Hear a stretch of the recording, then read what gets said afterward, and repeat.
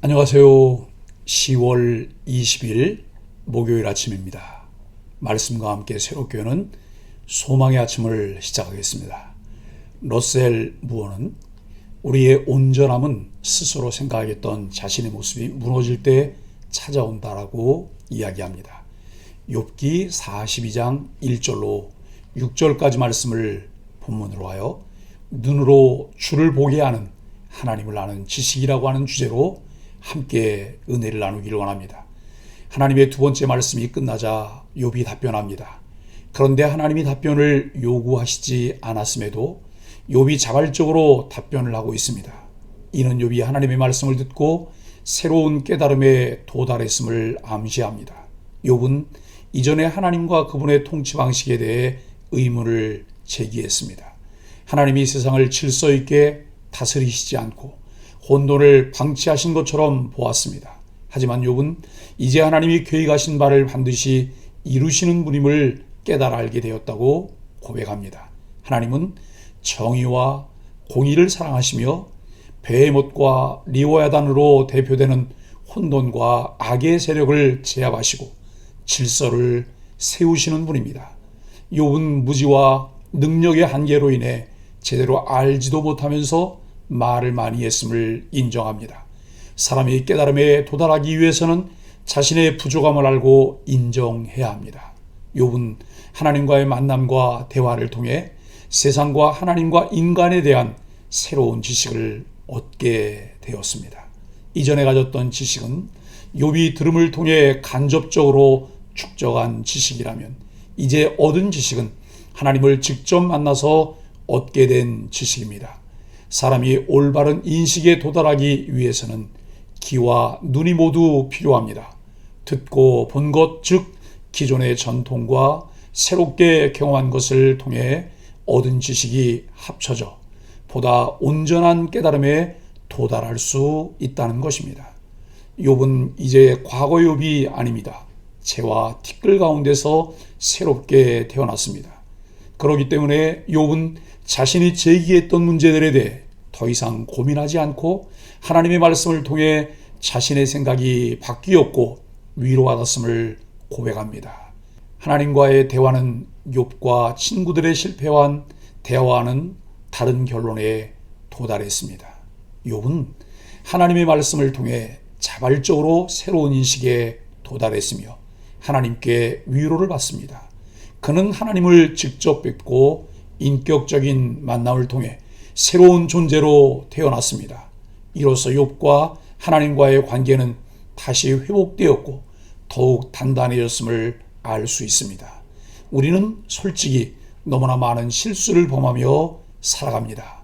우리에게는 후회하거나 자책할 일이 너무 많습니다. 그것이 우리를 올가매어 앞으로 나아가지 못하게 만들기도 합니다.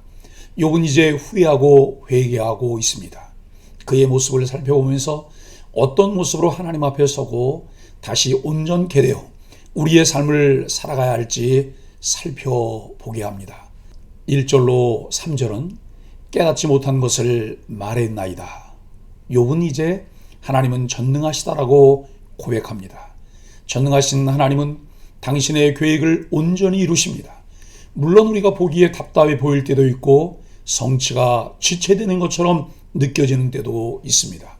욥은 그 답답함을 이기지 못했습니다. 자기 상황은 너무 어렵고 눈에 보이는 하나님의 성취는 없으니 그 마음의 답답함이 그의 말을 주장했습니다. 우리는 계획을 반드시 성취하실 하나님을 믿고 지금의 시간을 인내해야 합니다. 욥은 자신의 말에 대해 회개했습니다. 그는 자기가 알지도 못하고 할 수도 없는 것들을 말했다고 고백합니다. 아마 그가 그런 말을 했을 때는 자신이 잘 알고 있다고 확신했을 것입니다. 하지만 아니었습니다.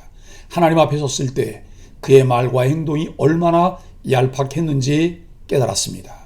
우리 삶과 신앙에서 완성형은 없습니다. 우리는 모두 표대가 어디인지 모르는 까마득한 길을 달리고 있습니다. 우열은 의미가 없습니다. 그저 매일 감사하며 서로 돌아보면서 겸손하게 말씀을 따라 순종해야 합니다. 바울의 말처럼 우리는 잡힌 것을 잡으려고 쫓아가야 합니다. 우리가 이뤘다고 생각하는 것들이 있다면 잊어버리고 앞을 향해 달려가야 합니다. 우리는 현재의 최선을 다해야 합니다. 그런데 문제는 우리가 계속 곁눈질한다는 것입니다. 표대가 아니라 내 옆에서 나보다 앞서가는 사람 혹은 뒤에 있는 사람을 보면서 기뻐하거나 우울해합니다. 이런 태도는 세상의 방식입니다.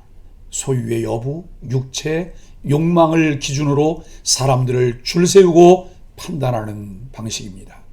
계속 곁눈질만 하면 제대로 달릴 수 없음은 너무나 명백합니다. 4절로 6절은 주님을 만난 은혜입니다. 욥은 하나님께 질문하고 하나님은 욥에게 대답하십니다. 욥은 그토록 갈망하던 하나님을 만났고 마음속에 품었던 의문을 하나님께 여쭐 수 있었습니다. 모든 일에는 순서와 시간이 있습니다. 더 중요한 것은 하나님의 계획과 시간이 있다는 것입니다. 우리에게 때로 환난이 있지만 환난은 인내는 연단은 소망을 만들기 위함입니다. 하나님은 우리에게 그저 고통을 주시기 위해 환난을 주시는 분이 아닙니다.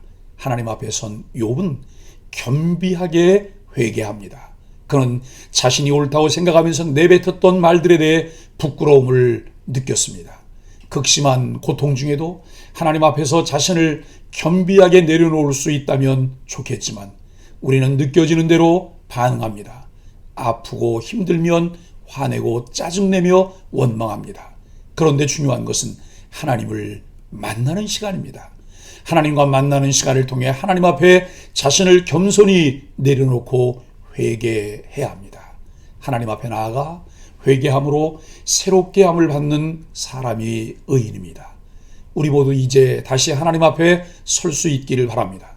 우리는 지금 실수투성이에 죄 많은 모습일 수 있습니다. 그래도 괜찮습니다.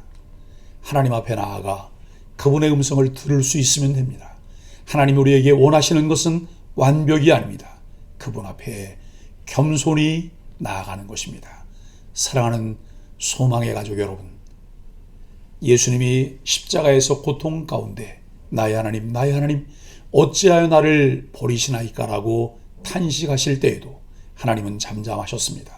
그러나 하나님은 그 고통을 낱낱이 아셨습니다. 하나님은 우리가 겪는 모든 것을 알고 계십니다. 하나님은 우리를 사랑하시며 우리를 위한 놀라운 계획을 가지고 계시다는 확신은 우리에게 일어나는 여러 가지 상황을 잘 극복하게 합니다.